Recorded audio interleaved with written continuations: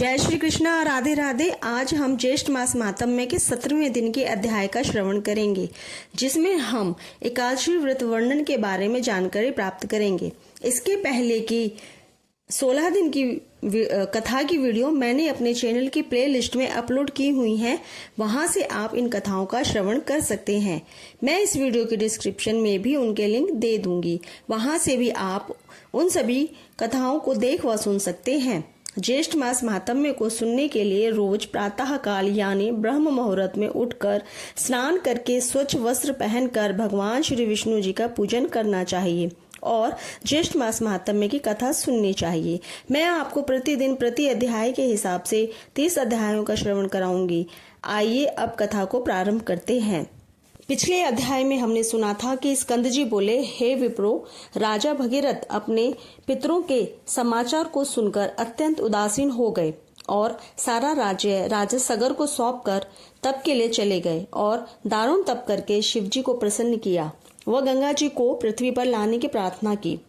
तब शिव जी ने उन्हें भगवान विष्णु जी की वंदना करने को कहा। तब शिव जी के कहे अनुसार राजा भगीरथ ने विधि पूर्वक व्रत पूजन किया और ब्राह्मणों को दान दिया, जिससे विष्णु जी के साथ साथ गंगा जी ने भी राजा भगीरथ को दर्शन दिए। तब राजा भगीरथ ने गंगा जी से पृथ्वी पर अवतरित होने की प्रार्थना की ताकि उनके पुत्रों का उद्धार हो सके। तब गंगा जी पृथ्वी पर अवतीर्ण हुई, भगीरथ के पितरों का उद्धार किया। अब इसके आगे की कथा इस प्रकार से है। स्कंद जी कहने लगे कि हे ऋषियों, श्री व्यास जी राजा युधिष्ठिर से कहते हैं कि हे नृपश्रेष्ठ, ज्येष्ठ मास के शुक्ल पक्ष में एकादशी का व्रत होता है। उस दिन मनुष्य निर्जल उपवास कर शर्करा सहित जल में पूर्ण घट का दान करते हैं। दान श्रेष्ठ ब्राह्मणों को देने वाला विष्णु लोक में जाकर आनंद करता है। युधिष्ठिर वेद व्यास जी से बोले कि हे द्वैपायन, मैंने मानव धर्म और वैदिक धर्म को सुना है, अब आप कृपया वैष्णव धर्म को कहिए। व्यास जी कहने लगे कि हे राजन, आपने मानव धर्म और वैष्णव धर्म को सुना है। वे सब कलियुग में अशक्य यानी शक्ति से असाध्य हैं, इसलिए सुख से करने योग्य थोड़ा खर्च, अल्प क्लेश महान फलदायक है तथा समस्त पुराणों का जो सारभूत है वह मैं तुमसे कहता हूँ। हे राजन, दोनों पक्ष की एकादशियों को भोजन नहीं करना चाहिए। जो प्राणी एकादशी को भोजन नहीं करता है वह नरक में नहीं जाता। व्यास जी के वचनों को सुनकर भीमसेन कांपकर तथा भयभीत होकर बोले कि हे पितामह, मैं असमर्थ हूँ, इस उपवास के विषय में मैं क्या करूँ? महाफलदायक एक ही व्रत मुझसे कहिए। सब एकादशी का व्रत मैं नहीं कर सकता। तब व्यास जी बोले कि हे भीमसेन, वृष या मिथुन के सूर्य होने पर ज्येष्ठ मास की शुक्ल पक्ष की जो एकादशी होती है, उस दिन प्रयत्न पूर्वक जल रहित उपवास करना चाहिए।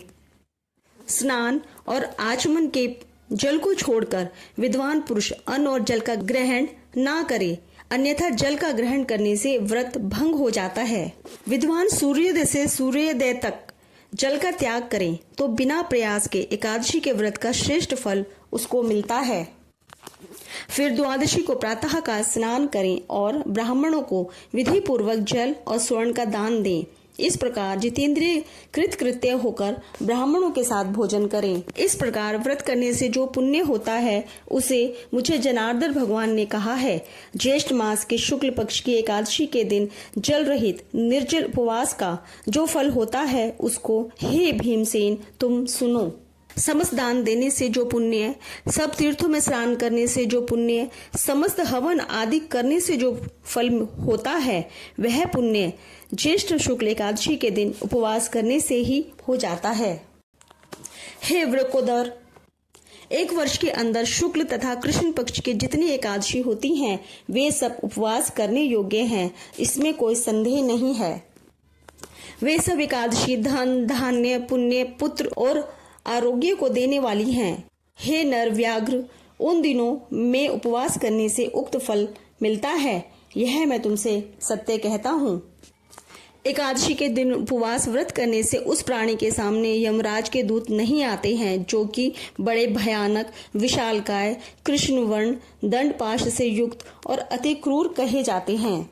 एकादशी का व्रत करने वाले जो वैष्णव हैं उनको अंत समय में बैकुंठ को ले जाने के लिए पीताम्बरी सौम्य स्वभाव चक्रधारी और मन के समान वेगशाली विष्णुदूत वहां आते हैं और उसको बैकुंठ में ले जाते हैं। इसलिए सब उपायों से एकादशी का जल रहित व्रत करने तथा जल और धेनु दान देने से प्राणी सब पापों से मुक्त हो जाता है। हे नृपश्रेष्ठ, ज्येष्ठ मास के शुक्ल पक्ष की एकादशी को निर्जल उपवास कर अन्न और शर्करा सहित जलपूर्ण घड़े का दान श्रेष्ठ ब्राह्मण को देकर प्राणी तीनों पापों से छूट जाता है और विष्णु लोक में जाकर विष्णु भगवान के समीप रहकर आनंद करता है।